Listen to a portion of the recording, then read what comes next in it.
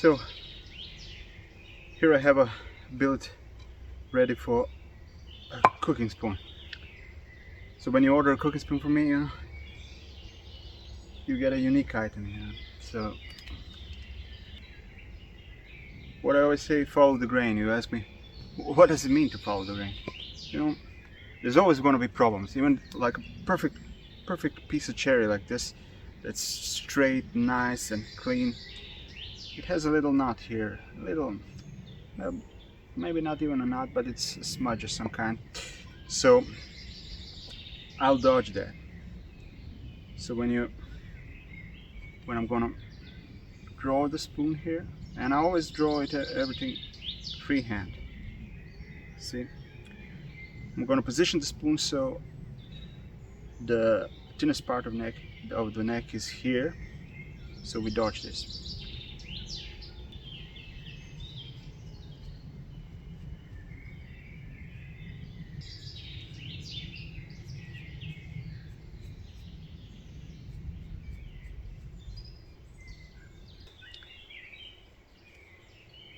I don't use any kind of templates for this because each piece of wood is unique, and you really have to follow the grain. Each piece will dictate how to position the spoon, what to use it for, and so on. This is perfect for a cooking spoon. Nice, straight, good. They have a little discolorization here, some smudge, but it's gonna be great. We're gonna dodge it. Otherwise, this is a perfect piece. So when I'm drawing, I'm getting a feeling of it. I'm never certain how large I will put it. Trying to feel. This feels good. This feels that it's going a bit. So like this. Okay. Only thing I measure is really the length, around 12 inches.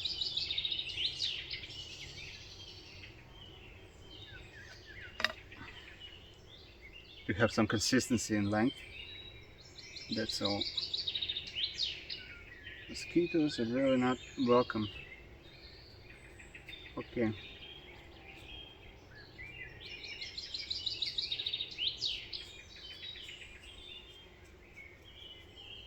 See, this part will be knocked out. So we're left with just a perfect wood.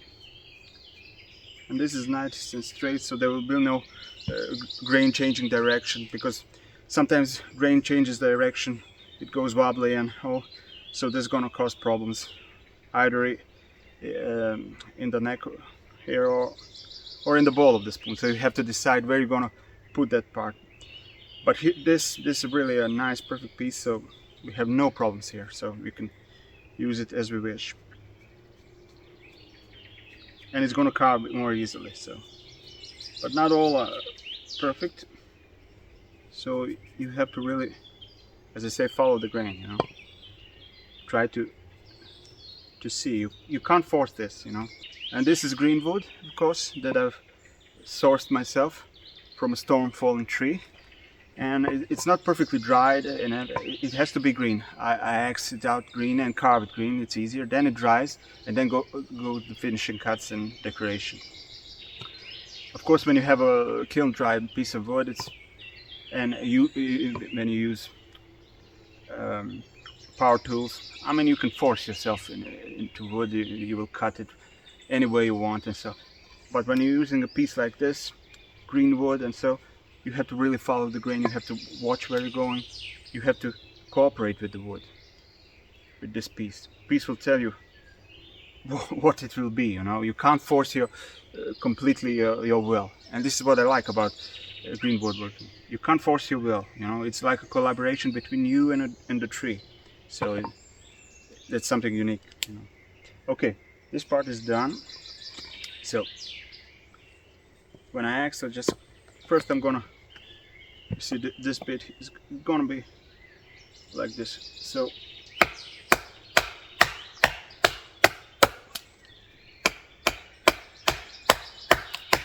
you're gonna remove this part. Then goes.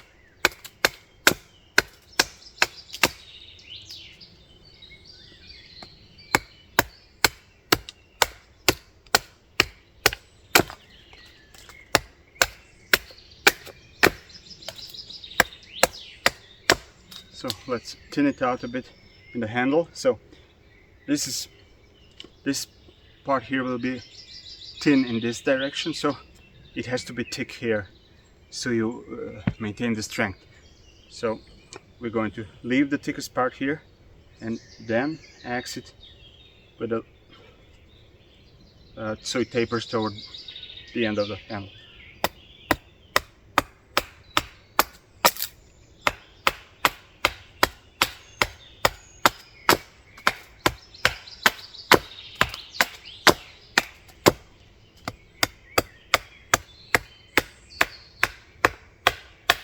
Like this.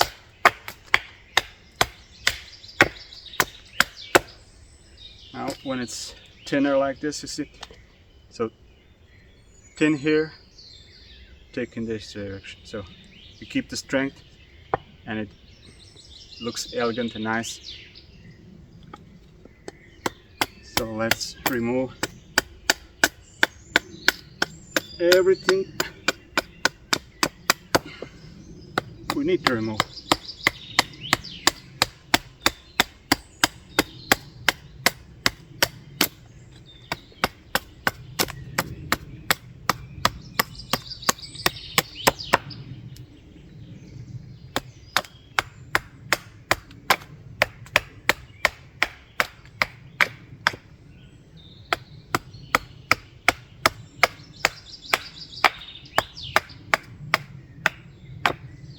Can you hear the birds? This is a lovely spot.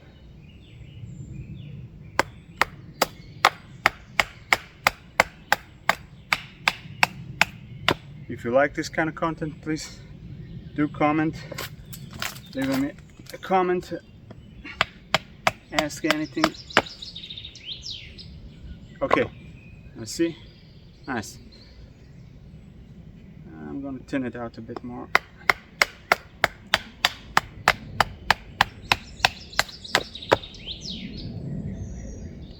Do most of the removing with the axe, because it's much easier than removing large pieces of wood with a knife, you know.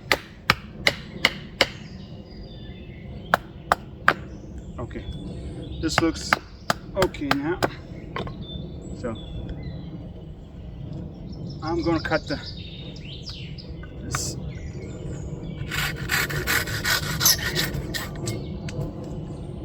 Now I'm gonna do the stop cuts. So I do one here, so when the axe goes down, it stops here, and then from the other side it stops here, so it doesn't. We just knock out this bit, and so on.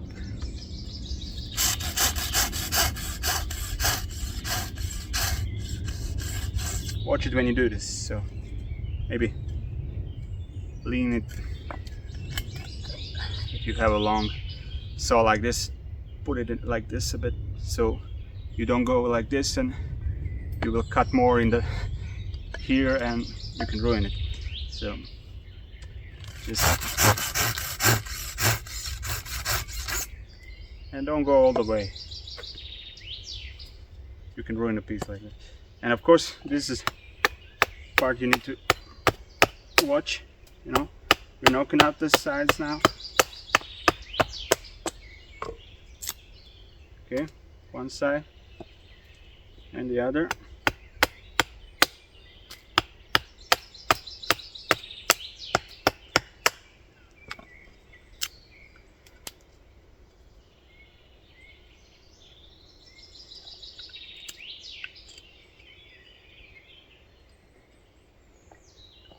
Okay, see?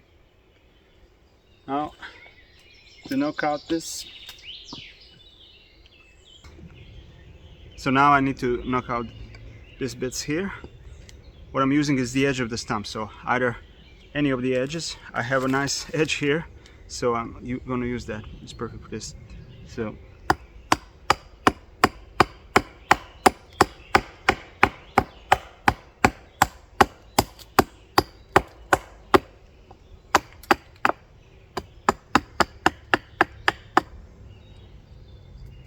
okay, that's one.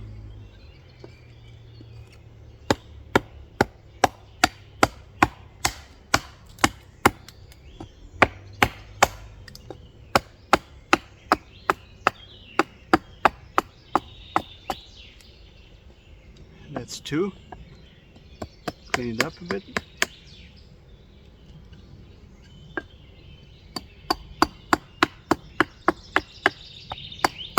The more you do with the axe, it's easier, because removing large pieces of wood with a knife is not a pleasure, you know.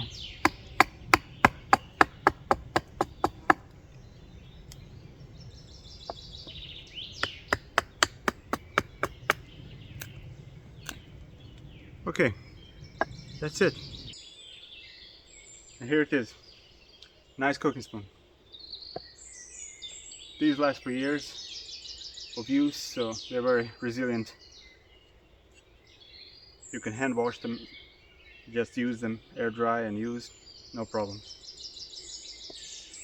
Now, when I get back home, I'm gonna carve it and decorate. Carve it, then dry it, then the finishing cuts, and then decoration. So, hope you like it.